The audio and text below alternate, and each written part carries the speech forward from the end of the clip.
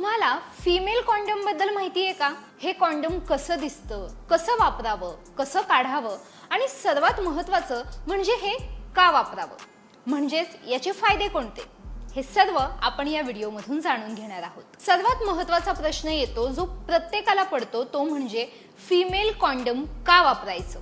Mail condom वापरत असताना फिमेलने condom वापरण्याची गरज काय? तर जाणून घेऊयात कॉन्डमचा वापर का करायचा। कधीही लक्षात राहू द्या की कॉन्डमचा वापर हा फक्त अनवॉन्टेड प्रेग्नन्सी पासून वाचण्यासाठी नसतो, तर कॉन्डममुळे STD म्हणजेच लैंगिक संक्रमणातून पसरणारे आजार जसं की HIV सुद्धा टाळता येतं। त्यामुळे महिलांनी किंवा पुरुषांनी कॉन्डमचा वापर करणं फार गरजेचं आहे। चला तर मग जाणून घेऊयात महिला कॉन्डमचा वापर कसा करतात। फिमेल कॉन्डम पुरुष कॉन्डम पेक्षा आकाराने मोठं असतं। जर तुम्ही टॅम्पॉन्स वापरत असाल तर तुम्हाला हे कॉन्डम वापरण्यासाठी फारसा त्रास होणार नाही। ते ठेवण्यासाठी सर्वप्रथम एक आरामदायक स्थिती तुम्हाला निवडायची आहे। जसं तुम्ही झोपता, बसता किंवा टेबलावर एक पाय ठेवता किंवा तुमच्यासाठी सोयीस्कर वाटेल त्याप्रमाणे तुम्हाला उभं राहायचंय।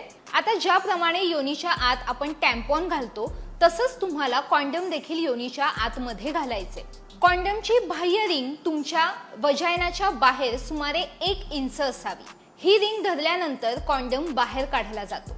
आता ते लावायचं कसं हे तर समजलं, पण ते कसं काढायचं जाणून घेऊयात। कॉन्डम काढायचं कसं? कॉन्डम मधून स्पर्म्स बाहेर पडू नयेत याची खात्री करण्यासाठी कॉन्डम लावताना बाहेर सोडलेली रिंग धरून ठेवा आणि धरून ठेवताना हलक्या हाताने एकदा ते फिरवून कॉन्डम बाहेर खेचा। आता महत्त्वाचा प्रश्न, फिमेल कॉन्डमचा वापर करताना कोणती काळजी घ्यावी? सो नंबर 1, सेक्स दरम्यान लिंग कॉन्डमच्या आत आहे की नाही याची खात्री करण्यासाठी तुम्ही वेळोवेळी तुमच्या योनीच्या आत कॉन्डम हलवून तपासू शकता। असं करण्यात कोणताही धोका नाहीये। यासाठी तुम्ही त्याच्या बाह्य पृष्ठभागावर कोणतंही तेल किंवा पाणी आधारित लुब्रिकंट वापरू शकता।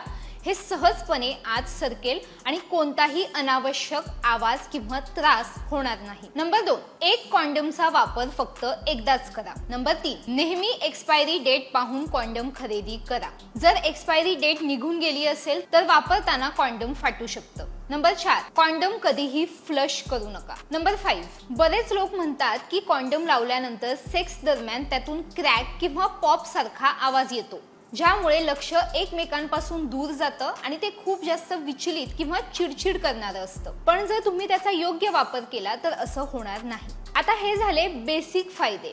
आता कॉन्डमचे मेन फायदे कोणते पाहूयात। याचा सर्वात मोठा फायदा हा आहे की नंबर 1, फिमेल कॉन्डम तुम्हाला अनावश्यक गर्भधारणेपासून वाचवतं। नंबर 2, अनेक वेळा गर्भधारणा प्रतिबंधक गोळ्या किंवा गर्भनिरोधक गोळ्या घेतल्यामुळे स्त्रियांमध्ये काही दुष्परिणाम दिसून येतात, मात्र कॉन्डमचे कोणतेही दुष्परिणाम नसतात। फक्त एकदा तुम्हाला ते वापरायचे आणि मग फेकून द्यायचे।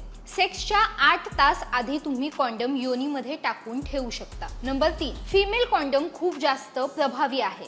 सुमारे 72 ते 82% सुरक्षा ते प्रदान करतं। मात्र त्याचा वापर पूर्ण काळजी समजून आणि पूर्ण माहिती घेऊन केला तर ते 95% पर्यंत सुद्धा प्रभावी ठरतं। नंबर 4, फिमेल कॉन्डमचा एक फायदा असा आहे की तुम्ही मासिक पाळीच्या काळातही ते आरामात वापरू शकता।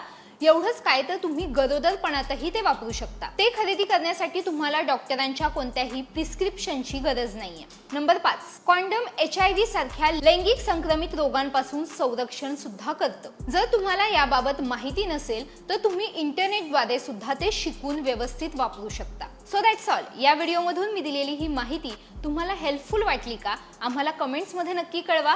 अजून कोणत्या विषयावर तुम्हाला व्हिडिओ पाहायला आवडतील हे सुद्धा आम्हाला कमेंट्समध्ये कळवा। जर तुमचे काही प्रश्न असतील तर तेही आम्हाला कमेंट्समध्ये विचारा, त्यावरही व्हिडिओ बनवण्याचा आम्ही नक्की प्रयत्न करू।